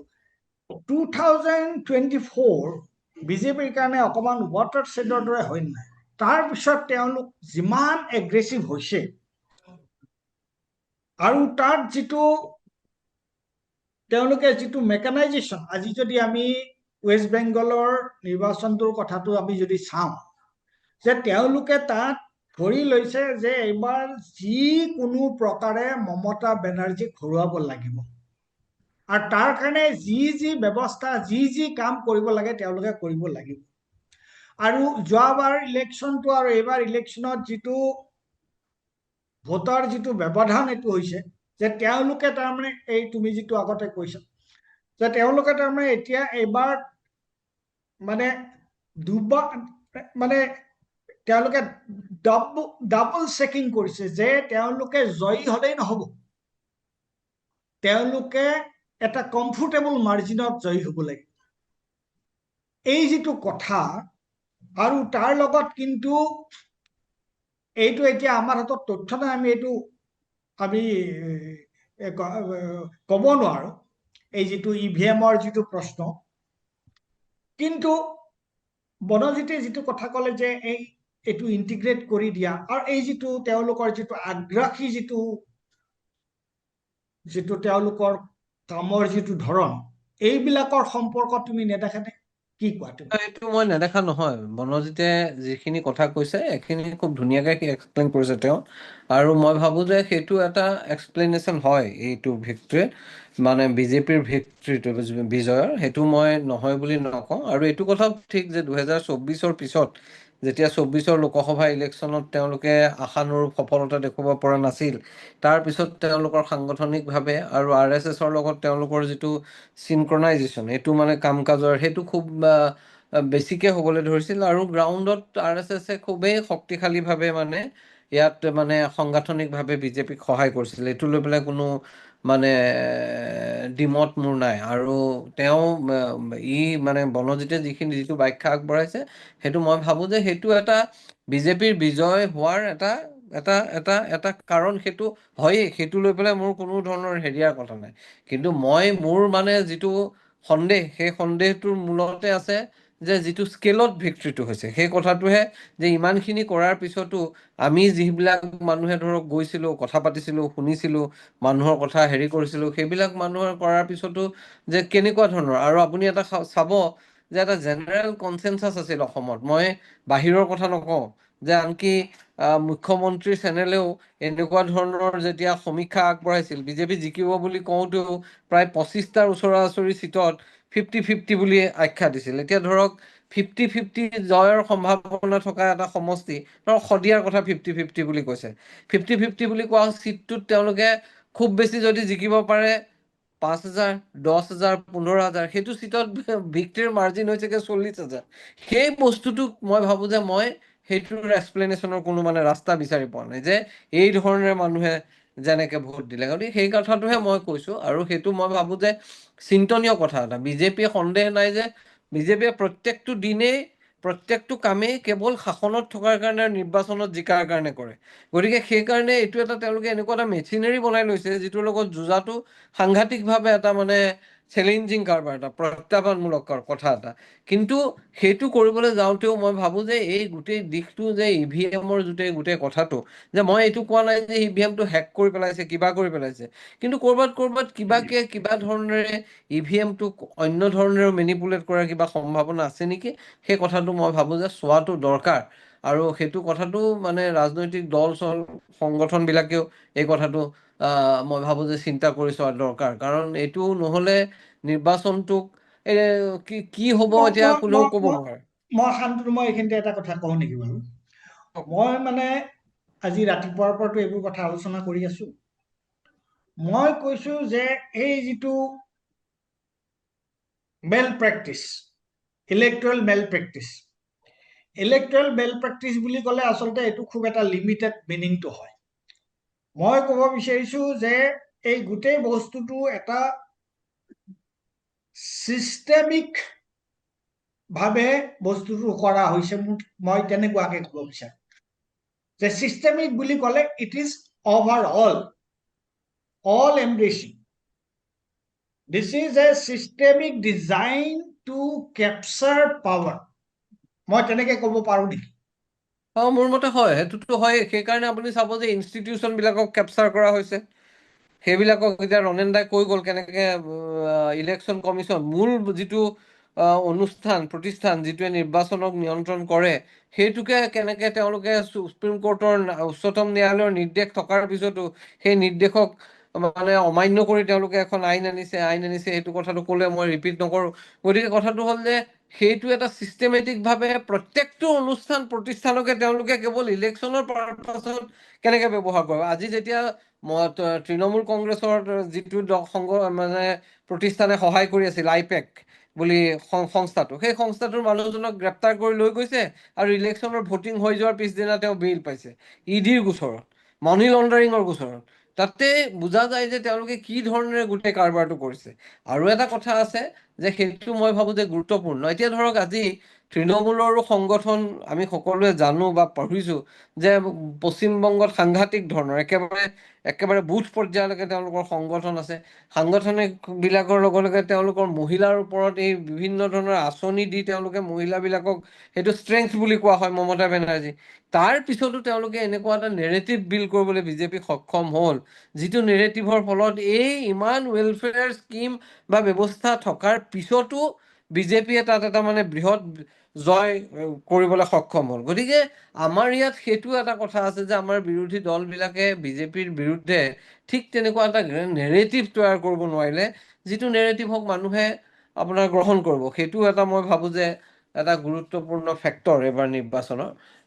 গতিকে কথাটো আপুনি যিটো কথা কৈছে সেইটোৰ লগত মই একমত যে এইটো systematic attempt to capture the whole system.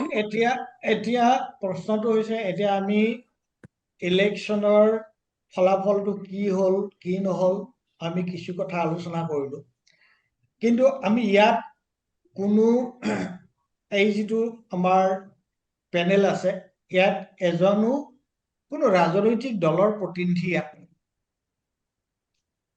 আৰু কিন্তু আমি সকলোৱে গণতন্ত্ৰত বিশ্বাসী, আমি সকলো ইনষ্টিটিউচনেল অটনমিত বিশ্বাসী। গতিকে শান্তনু, তুমি আকৌ হেৰি কৰিব লাগিব, মানে তোমাকে মই এই প্ৰশ্নটো প্ৰথম সুধিম এতিয়া। সেইটো হৈছে যে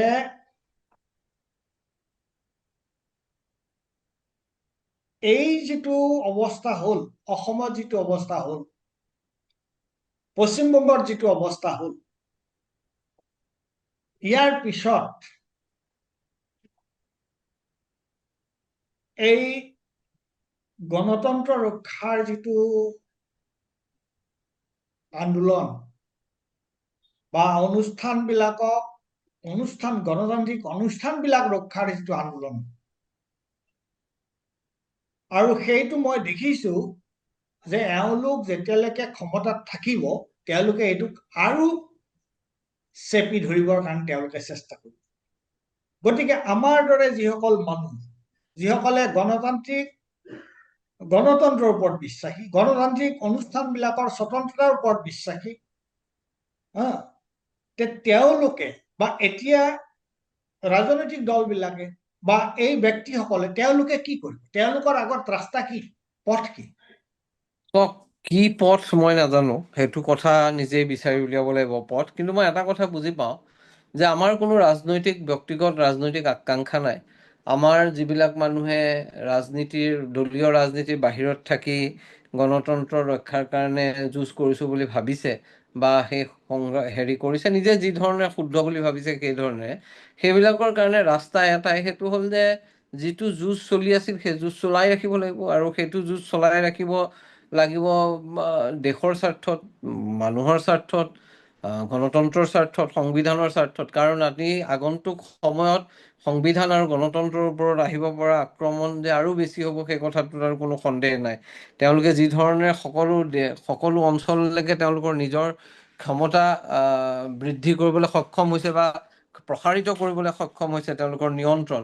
গতিকে তাৰপিছত তেওঁলোকে ডেফিনেটলি তেওঁলোকে ভাবিব যে আমি যি কৰোঁ যেনেকৈ কৰোঁ তাৰ পিছতো আমি নিৰ্বাচনত জয়ী হ'ব পৰা এটা মেকানিজিম আমাৰ হাতত আছে, আমি জয়ী হ'ম, ক্ষমতাত থাকিম।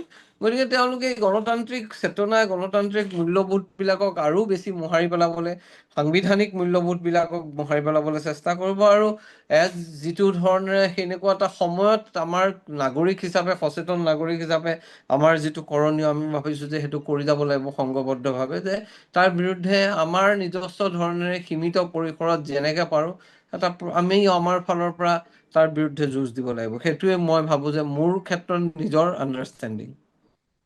ৰণেন গোস্বামীয়ে কি বুলি ভাবে? মইতো এটা কথা দেই, যে এতিয়া সকলো বিৰোধীৰে বা দেশৰ ৰাইজক, দেশৰ জনগণক, দেশৰ ভোটাৰ বুলি ক'লে ভুল হ'ব, আমি ৰাইজ বুলি দেখুৱালে ৰাইজৰ স্বাৰ্থতে গণতন্ত্ৰ লাগে।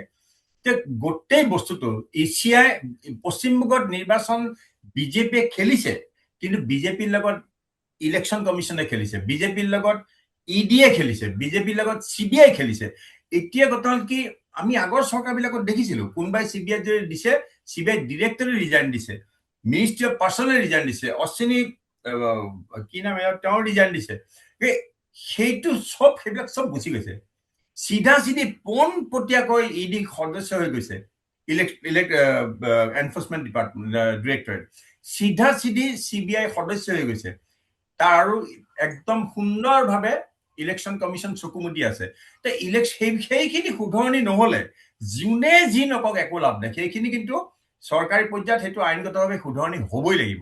ৰাইজৰ সংগ্ৰাম এয়া কোৱাৰ নিচিনা, ৰাইজৰ সংগ্ৰাম লাগিব, কিন্তু গোটেই এটা সেইটো পদ্ধতিটো, প্ৰচেছটো, গোটেই প্ৰক্ৰিয়াটো যি ধৰণে বিজেপিমুখী কৰি পেলাইছে, এইটো পিছৰ চৰকাৰ আহিলেও যাক ক্ষমতা বেছিকে লাগে সেই চৰকাৰৰ একেই কাম কৰিব। ECI ইলেকশ্যন কমিশ্যন চৰকাৰী সদস্য, চৰকাৰী শাসনত থকা দলৰ সদস্য, এনফৰ্চমেণ্ট ডিৰেক্টৰেট সদস্য, সেইকাৰণে ECI একো নকয়। ইচ্ছা মত পশ্চিমবংগত DGP সলাই দিছে,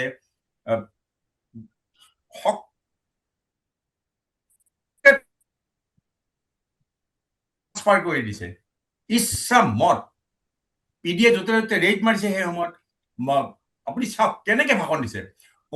দেশৰ প্ৰধানমন্ত্ৰীয়ে এটা পাব্লিক যিটো ব্ৰডকাষ্টাৰ আছে, পাব্লিক ব্ৰডকাষ্টাৰক ব্যৱহাৰ কৰি ইলেকশ্যনৰ প্ৰচাৰ কৰিছে, ইলেক্টৰেল আহ্বান, ছদ্মবেশী বাৰু এয়া এই চলিকে পিছে মহিলা সংৰক্ষণ বা কিবা কৈছে, কিন্তু তাক গোটেই দলবিলাকৰ কথা কৈছে।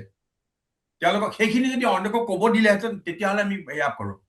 আৰু এই গোটেইটো কিন্তু প্ৰতিবাদ কৰিছে, কিন্তু লিখিত অভিযোগ দিছে। এটা ইচি চুপ, কাৰণ ইচি নিজে এতিয়া বিজেপিৰ সদস্য, ইডি বিজেপিৰ সদস্য, CBI বিজেপিৰ সদস্য, তেওঁলোকৰ উপায় নাই। ECIটো বিজেপিৰ সদস্যৰ দৰকাৰ নাই, আইনখনে সলাই দিছে। গতিকে এইবিলাক যদি ঠিক নকৰে, আৰু বহুত ক্ষেত্ৰত আমি দেখিছো ন্যায়পালিকাৰ কিছুমান অলপ সেইবোৰ কোনে ঠিক কৰিব? সেইবোৰতো তেওঁলোকে একমাত্ৰ জাগৰণ, জনজাগৰণৰ বাহিৰে পৃথিৱীত কেতিয়াও ঠিক হোৱা নাই। এতিয়া জনজাগৰণৰ বাহিৰে ঠিক হোৱা নাই। বনজিতৰ ওচৰলৈ আহিছো। বনজিত, এইটো জনজাগৰণৰ বাহিৰে একো নাই। বনজিত, কি হব? আমি ইতিমধ্যে সমস্যাবোৰ জানোৱে। আপোনাৰ ডেমক্ৰেটিক ইনষ্টিটিউচনছৰ ওপৰত আৰু কনষ্টিটিউচনেল নৰ্মছ আৰু ভেলিউজৰ ওপৰত যিটো এটেক হৈছে আৰু যিটো ইৰোজন হৈছে, ৰণেন দাই ইতিমধ্যে ডিটেইলছত কৈছে।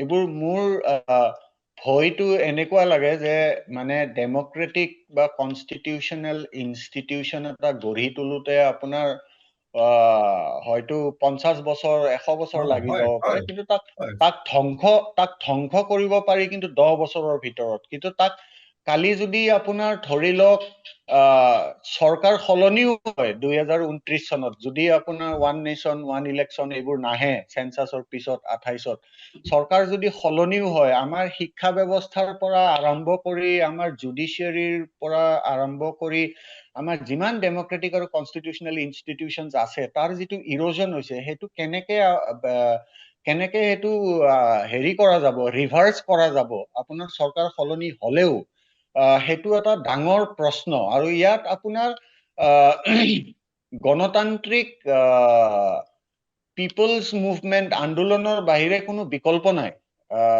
অকল আমি, কাৰণ ইলেক্টৰেল পলিটিক্সৰ কিছুমান লিমিটেশনছ থাকে, তাৰ কিছুমান নিজৰ হেৰি থাকে, সকলো বস্তু প্ৰতিটো ৰাজনৈতিক দলে আপোনাৰ তেখেতসকলে নিজৰ ইলেকশ্যন ৰিজাল্ট কেন্দ্ৰিক এটা পলিটিক্স কৰিব লগা হয়, বিভিন্ন লিমিটেশনছত থাকে, বিভিন্ন ধৰণৰ কম্প্ৰমাইজ কৰিব লগা হয়। আমাৰ ইলেক্টৰেল পলিটিক্সৰ মানদণ্ডও নামি গৈছে। এতিয়া পইচাই এটা প্ৰধান ভূমিকা হেৰি কৰে, আপোনাৰ ভোটাৰ কিনাটো। আৰু ভোটাৰেও মই যি দেখিছো, আমাৰ বিশেষকৈ অসমতেই দেখিছো, ভোটাৰেও আপোনাৰ ইলেকশ্যনটোক এটা পইচা খোজা, পইচা লোৱা এটা ফেষ্টিভেলৰ দৰে ট্ৰিট কৰে। ইনফেক্ট মই কেইজনমান যুৱক লগ পাইছিলো, তেখেতসকলে দিল্লীত উবেৰ চলাই ফিৰি আহিছে। এদিন গধূলি বজাৰত দেখিছো তেখেতসকলে এবাৰ ইটো দলৰ মানুহৰ লগত কথা পাতে, এবাৰ সিটো দলৰ লগত কথা পাতে। চাহ খাওঁতে মোৰ লগত কথা হ'ল, মই সুধিলো যে আপোনালোকে দেখোন চব দলৰ মানুহৰ লগত কথা পাতি আছে। কৈছে নাই, আমি 50 জনমান দিল্লীৰ পৰা ভোট দিব ফিৰি আহিছো, আমিতো আৰু ইলেকশ্যনৰ পিছত একো নাপাওঁ, গতিকে ভোট কাক দিম সেইটো বেলেগ কথা, কিন্তু এতিয়া যিমান পাৰ্টিৰ পৰা নিগচিয়েট কৰি যিমান পইচা উঠাব পাৰো সেইখিনিয়ে আমাৰ ইলেকশ্যনত লাভ। গতিকে ভোটাৰৰ মাজতো ইলেকশ্যন লৈ এনেকুৱা এটা পাৰচেপশ্যন এটা ডেভেলপ হৈ গৈছে।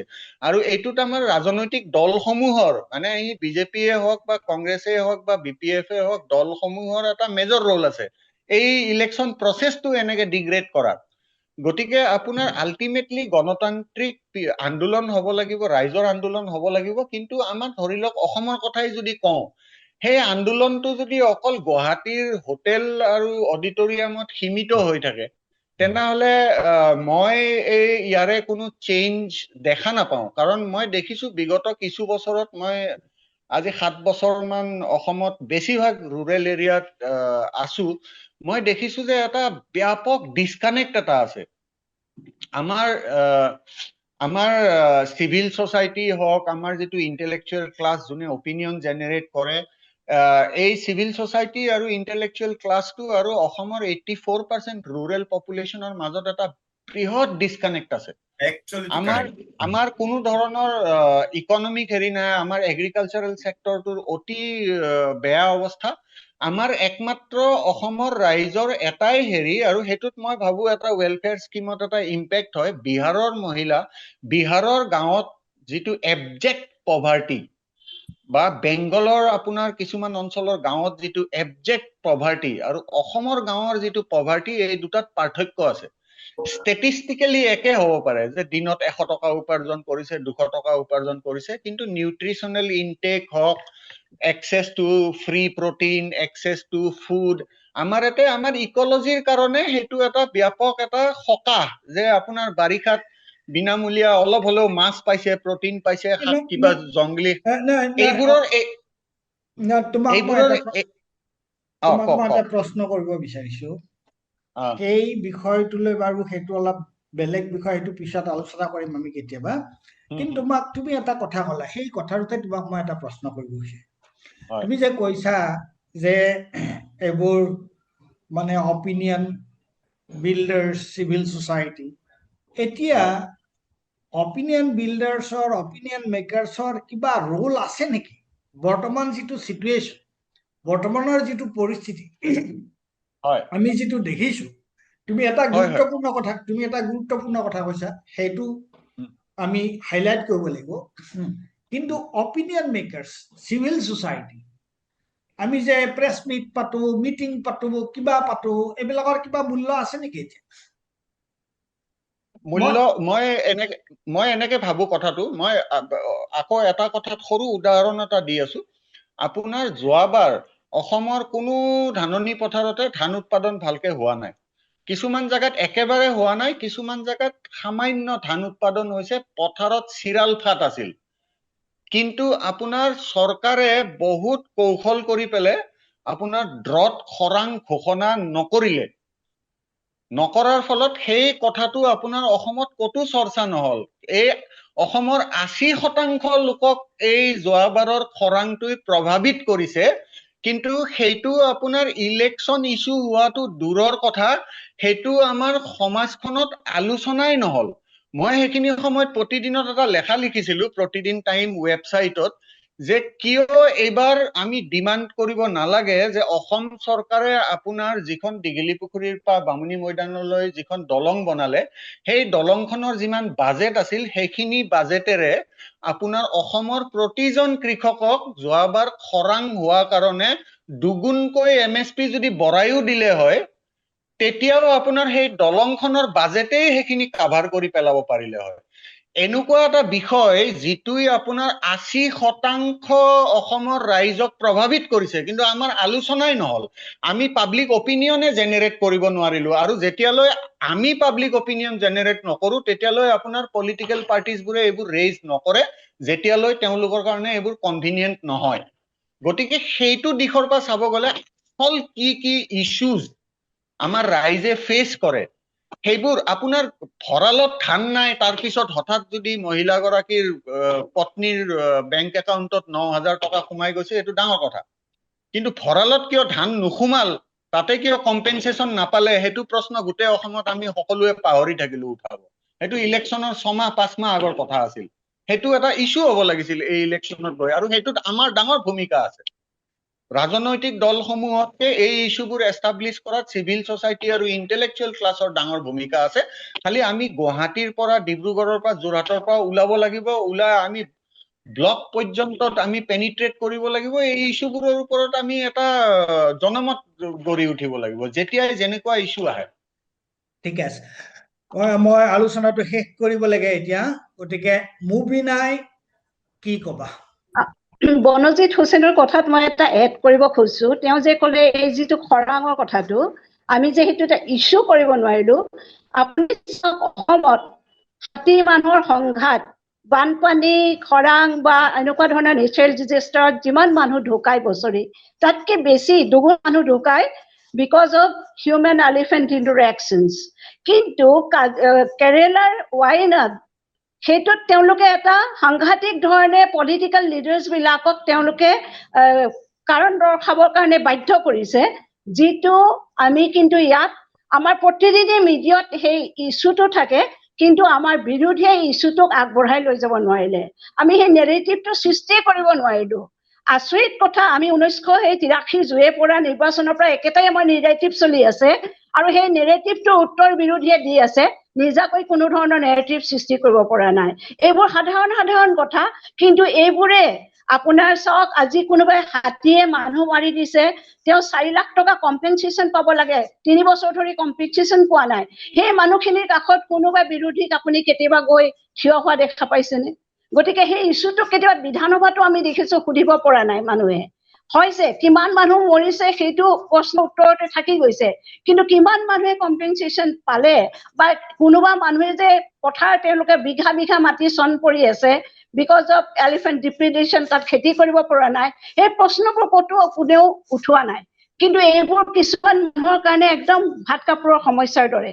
গতিকে সেই কথাবোৰৰ পৰা আমি আগবাঢ়ি যাব লাগিব, আৰু দ্য ৱে ফৰৱাৰ্ড কি হ'ব পাৰে আমাৰ কাৰণে। আমাৰ মিডিয়াৰ যিটো ৰোল আছিল, আগৰ নিৰ্বাচন বিলাকত মিডিয়াই যিটো ৰোল প্লে কৰিছিল, এইবাৰ কিন্তু খুব দুখ লাগে। আপুনি চাব, আজি মই কৈছো 1.5 বছৰ মানৰ ধৰি আমাৰ মিডিয়াবিলাক মই লক্ষ্য কৰি আছো, বিশেষকৈ আমাৰ আলোচনা হৈ আছে, এইবোৰে কোনো ধৰণৰ নেৰেটিভ সৃষ্টি কৰিব নোৱাৰে। সাধাৰণ কথা, কোন ক'ত জিকিব, কি হ'ব, আৰু সাধাৰণ কথা লৈ পেলাই আমি আলোচনা কৰি আছো।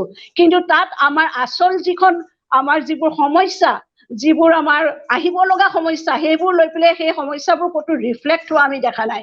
এই প্ৰশ্নবোৰ আমি সুধিবই পৰা নাই। গতিকে আৰু এটা কথা, একেখিনি মানুহ, একেকেইজন মানুহে আমি সদায় বেলেগ বেলেগ আলোচনাত বেলেগ বেলেগ ধৰণে ভাগ লৈ আছো, কিন্তু আৰু যে গোটেই অসমখনত কিছু মানুহে কাম কৰি আছে, বেলেগ বেলেগ এক্সপাৰ্টছ আছে, তেওঁলোকৰ অপিনিয়ন লৈ পেলাই যে আমি এটা নৰেটিভ আগবঢ়াই নিব লাগে, সেই কথাটো আমি কেতিয়াও গুৰুত্ব দিয়া নাই। আৰু এতিয়াও আপুনি কৈছে যে আমাৰ সদায় এতিয়া হৈ থাকিব নেকি, যে কোনোবাই স্বেচ্ছাচাৰী হৈ গৈ থাকিব আৰু আমি তেওঁলোকক বাদ দি দিম। কিন্তু কথাটো হৈছে, এইটো ক্ষেত্ৰত এটাই কথা ক'ব পাৰো যে উই নিড এ পেৰেলেল। খুব আমি গদি মিডিয়া কৰি আছো, কিন্তু গদি মিডিয়াক টক্কৰ দিব পৰা মিডিয়াৰ আমি সৃষ্টি কৰিছো নাই। গতিকে আমাৰ সেই সাহসটো হ'ব নাই, সেইটো এটা ডাঙৰ প্ৰশ্ন। এতিয়া মই আলোচনাটো সামৰণি মাৰিম। এটা কথা মই ক'ব বিচাৰিছো সামৰণিত, সেইটো হৈছে যে আজি আমাৰ এই আলোচনাৰ পৰা কেইটামান কথা ওলাই আহিছে, আৰু সেইটো হৈছে যে এটা হ'ল যে বিজেপিয়ে 2024-ৰ পিছত তেওঁলোকৰ যিটো ছেটবেক হৈছিল, সেইটো তেওঁলোকে তাৰ যিটো পুনৰুত্থানৰ কাৰণে তেওঁলোকে যিটো চেষ্টা কৰিছে, তেওঁলোকে এটা, মই কৈছো এটা, তেওঁলোকে চিষ্টেমিক এটা এপ্ৰোচ লৈছে সকলো ফালৰ পৰা। এইটো বৈধ অবৈধৰ কথাই নাই। তেওঁলোকে ক্ষমতাত থাকিবৰ কাৰণে তেওঁলোকে এটা বেলেগ ধৰণৰ এটা তেওঁলোকে সৰ্বাত্মক তেওঁলোকে এটা প্ৰয়াস এটা কৰিছে। আৰু তাৰ বিপৰীতে আমি বিৰোধী ৰাজনৈতিক দলবিলাকে তেওঁলোকে 2024-ত তেওঁলোকে যিটো উৎসাহ, যিটো উদ্যম তেওঁলোকে দেখুৱাইছিল, তাৰ পিছত কিন্তু তেওঁলোকে সেই উৎসাহ আৰু উদ্যম তেওঁলোকে দেখুৱাব পৰা নাই। গতিকে তাৰ পৰা দুটা কথা ওলাই আহে। এটা হৈছে, তিনিটা কথা আজি এই আলোচনাৰ পৰা ওলাই আহিছে বুলি মই ভাবো। এটা হ'ল যে বিজেপিৰ লগত প্ৰতিযোগিতাত নামিব লাগিলে তেওঁলোকৰ লগত যিহেতু ষ্টেট মেচিনাৰী আছে, ইলেকশ্যন কমিশ্যন আছে, সকলো ইনষ্টিটিউশ্যন তেওঁলোকৰ লগত আছে, টকা পইচাৰ তেওঁলোকৰ কোনো অভাৱ নাই। গতিকে তেওঁলোকৰ লগত যদি প্ৰতিযোগিতা হ'ব লগা হয়, তেতিয়াহ'লে মানুহক সংগঠিত কৰাৰ বাহিৰে তাৰ অন্য কোনো উপায় নাই। আৰু সংগঠিত কৰাৰ ক্ষেত্ৰত তিনিটামান কথা ওলাই আহিছে আজি এই আলোচনাৰ পৰা। এটা হৈছে যে গণ আন্দোলনৰ কথা বনজিতে কৈছে, গণ আন্দোলন। আৰু আমি গোটেইবোৰে এটা কথাত একমত হৈছো যে চিভিল ছ'চাইটিৰো যিবিলাক বিষয়, সেই বিষয়বোৰ, যিবোৰ বিষয় আমি লওঁ, সেই বিষয়বোৰ আমি মানুহৰ জীৱন জীৱিকাৰ লগত জড়িত বিষয়বোৰ আমি ল'ব পাৰো নে নোৱাৰো। আৰু কেৱল বিষয়টো ল'লেই নহ'ব, সেই বিষয়টোক আমি মানুহৰ মাজলৈ লৈ যোৱাৰ কাৰণে কি প্ৰচেষ্টা কৰিব। আৰু 3 নম্বৰ কথাটো, আৰু মই ভাবো যে এইটো আটাইতকৈ গুৰুত্বপূৰ্ণ কথা, দুটা কথা, এটা ইপিঠি সিপিঠি বুলি মই ভাবো। এটা হৈছে যে মানুহৰ সমস্যাক লৈ কৰা আন্দোলন আৰু তাৰ লগত সাংগঠনিকভাৱে নিজকে শক্তিশালী কৰা, বিৰোধীৰ কথা কৈছো, এই দুটা কিন্তু এটাৰ লগত আনটো জড়িত। তেওঁলোকে মানুহক চৰকাৰী আঁচনি দি অন্যান্য ধৰণে তেওঁলোকৰ সংগঠনৰ লগত চৰকাৰী আঁচনিক জড়িত কৰিছে। তাৰ বিপৰীতে আমি কি কৰিব পাৰো যে আমিও সংগঠন লগতে মানুহৰ সমস্যা, এই দুটা সংযুক্ত কৰি দিব লাগিব। গতিকে এইটো কৰি যদি আমি নলওঁ, তেতিয়াহ'লে কিন্তু অদূৰ ভৱিষ্যতে কোনো সহজ ৰাস্তা আমাৰ ওচৰত নাই বুলি মই ভাবো। আমাৰ আগত সন্মুখত কোনো সহজ ৰাস্তা নাই। গতিকে এইখিনি কথা কৈয়ে মই আজি আমাৰ এই আলোচনাটো সামৰণি মাৰিব বিচাৰিছো। আৰু আজি আপোনালোক সকলোৱে ইয়াত অংশগ্ৰহণ কৰি যিখিনি গুৰুত্বপূৰ্ণ কথা ক'লে, মই ভাবো যে সেইখিনি কথা আৰু ইয়াৰ ওপৰত আৰু অলপ আলোচনা হোৱাৰ প্ৰয়োজন হ'ব। এইটোক লৈ এইবোৰ কথা আমি আৰু অলপ বিশদভাৱে গভীৰলৈ গৈ চৰ্চা কৰিব লাগিব। কিন্তু এইটো এটা আৰম্ভণি পইণ্ট এটা হ'ব পাৰে, আৰম্ভণিৰ এটা কথা হ'ব পাৰে। তাৰ বাহিৰে বেলেগ কি বিকল্প হ'ব পাৰে মই নিজেও ভাবি পোৱা নাই। এইকেইটাৰ বাহিৰে কি অন্য কি বিকল্প হ'ব পাৰে এইটো মোৰ মগজুত খেলোৱা নাই। কিন্তু আমি শান্তনু বৰঠাকুৰে যিটো কথা কৈছিলে যে গণতন্ত্ৰ ৰক্ষাৰ কাৰণে, সংবিধান ৰক্ষাৰ কাৰণে আমি লাগি থাকিব লাগিব, কিন্তু লগতে আমি এটা ৰাস্তাও বিচাৰিব লাগিব।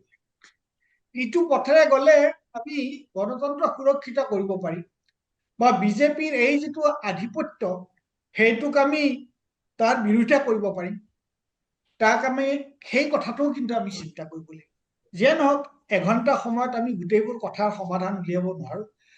আপোনালোক আটাইকেইটাই এই আলোচনাটোত অংশগ্ৰহণ কৰাৰ কাৰণে মই সকলোকে নৰ্থ ইষ্ট নাওৰ পৰা ধন্যবাদ জনাইছো আৰু ভৱিষ্যতে আমি আকৌ আপোনালোকক লগ পাম। ধন্যবাদ। মই দৰ্শকসকলকো নমস্কাৰ জনাইছো।